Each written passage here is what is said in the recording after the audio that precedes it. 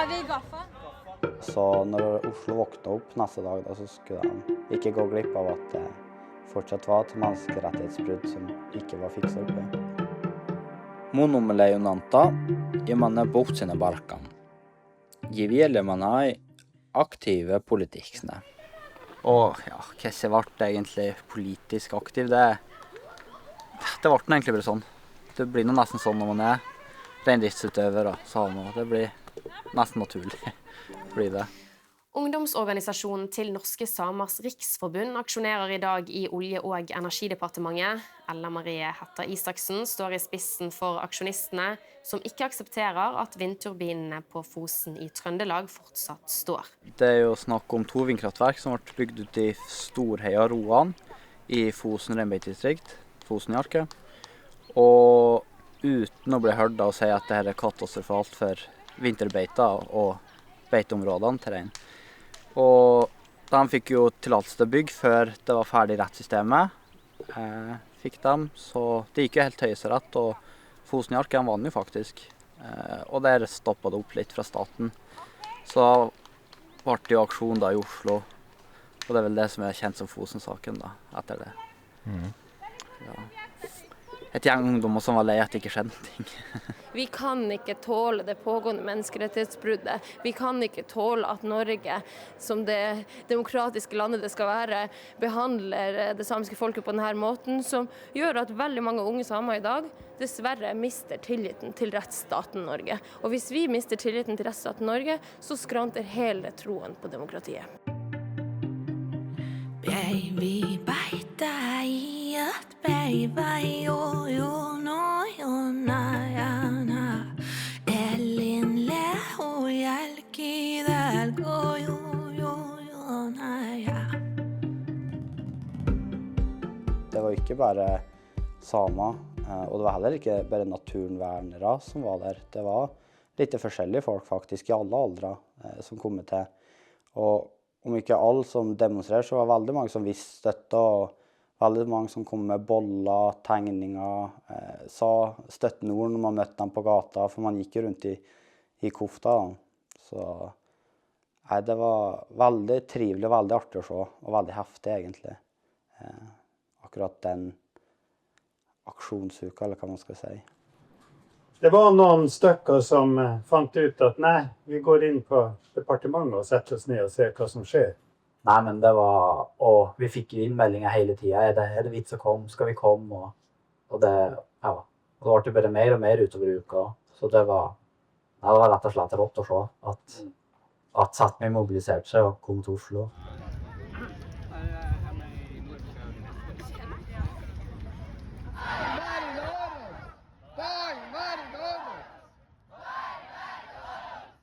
Man har både Sør-Fosen side og Nord-Fosen side, alle sidene sine har han sett på andre siden av bordet.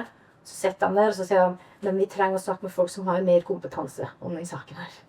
Og da manglet det kanskje de 3 pensjonistene som satt hjemme, det var de eneste kanskje i hele verden som har tilsvarende kompetanse til alle, synes jeg.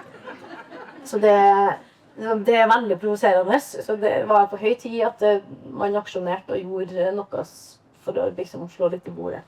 Saken var jo prøvd i alle rettsinstanser.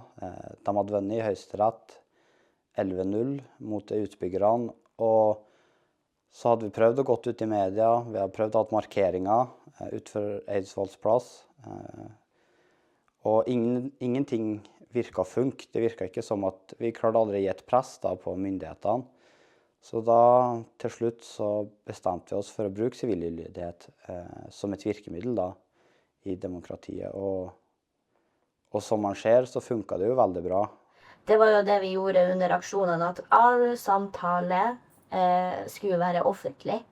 Det skulle streames, det skulle være blant presse, vi skulle ikke bli satt i noe møterom, fordi vi vet at personer med makt, de kan da fære ut til pressen og si, nei, vi har snakket med aksjonistene, og det er bare god stemning, ikke sant?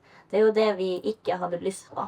Sånn med tompraten, det orket vi å høre på, så da gikk vi til statsministernivå, gjorde vi. Ja.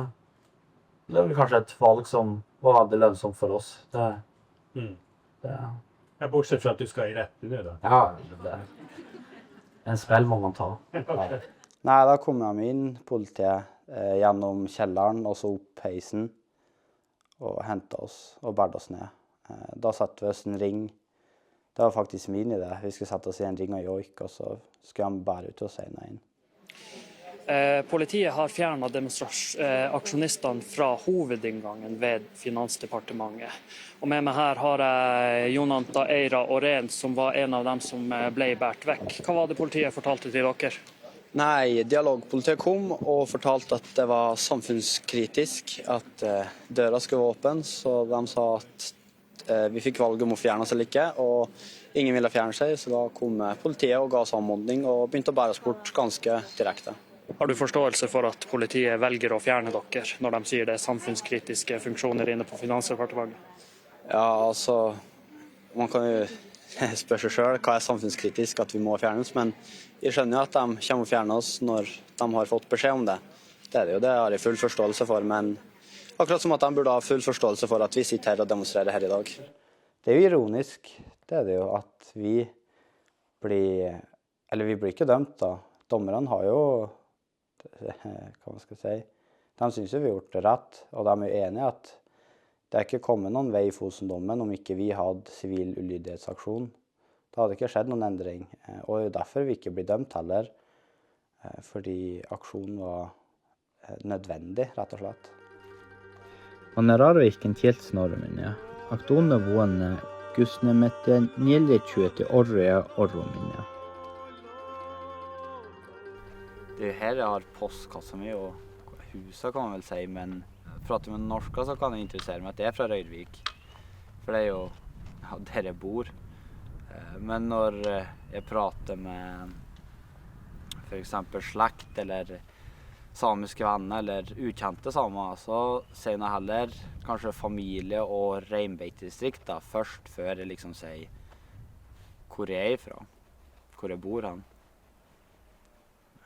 For det er jo litt sånn det er det jo. Det er jo det liksom min identitet går ut på. Det er jo ikke selve bygda, men ja, litt alt annet. Så jeg vil ikke si at det er norsk, det er ikke.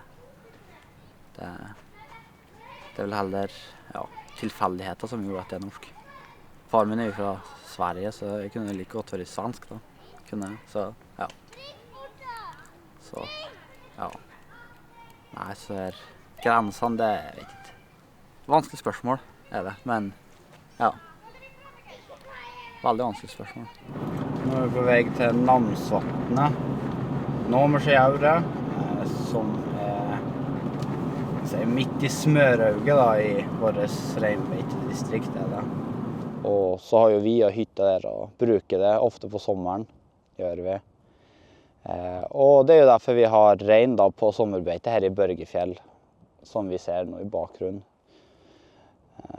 Og det har vi brukt i ganske mange, om ikke nærmere 1000 år, vil jeg påstå. Så det har nå bare vært det at jeg har vært politisk engasjert. Men så klart så er jo mine besteforeldre og oldeforeldre på begge sider av slekta har vært inne i reindriftspolitikken og samepolitikken, så man har det kanskje litt i genene.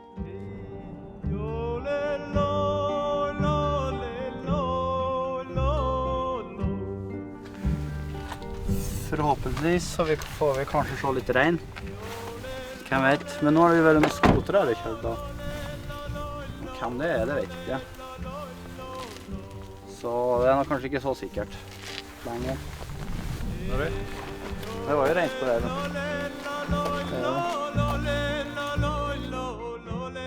Man har sikten ville politikkene barket. Jeg vet jakten bjeien, akte siem sammendiksene watchet. Det er vel at jeg får mitt syn eller mine ideer og tanker inn i plenum da, inn i saker og kan påvirke Sametinget. Det er vel det da. Men jeg føler jo at jeg ikke har tida på en måte, fordi at reindrift tar opp så mye av fritida. Eller fritida, men det tar så mye tid i hverdagen ellers. Men nei, så er det litt å lære seg om politikk, og det er jo derfor man vil inn. Og det er jo da kanskje fint å gå inn som vara, så man ikke har all ansvaret, men kan steppe inn en gang iblant. Jeg har lyst til å gjøre en forandring da. Har lyst til å gjøre en forandring både i storsamfunnet, men også innom samiske miljøer kanskje. Og jeg vet ikke, bare forbedre situasjonen da, enn hva han har vært fra tidligere. For kan vi si at historien har ikke vært så bra. Han var bra for ganske lenge siden, og så var det noen 100 år. Det var ganske hard fornorskningspolitikk, og så nå begynner igjen da utbyggingssaker. Så ja, jeg har lyst til en fremtid hvor man kan bare være same og kanskje reindriftssame uten å bekymre seg hele tiden. Mingelen Fosen-aksjonen kjører begge Dixne Råket. Mohte, mingelen gillemes rektele reires, og ikke mye der et mye bevittne med, ruffenaske om gøkte 21 gøklukke vitsene. Men det er alltid noe nytt, det er det jo. Og jeg tror mye av det som er konflikter, det er vel mye grunner i uvitenhet fra storsamfunnet, tror jeg. For vi vet jo om norska også, men norska vet ikke så mye om samer eller reindrift. Det er jo minimalt. Så jeg tror det er mye som bygger på det egentlig, at det er mye uvitenhet, og kanskje en liten uvilje å lære. Kanskje litt det, ikke, føle at vi tar plass, selv om vi var først, kan man vel si. Det er vel, man kan jo faktisk være såpass frekk å si at det var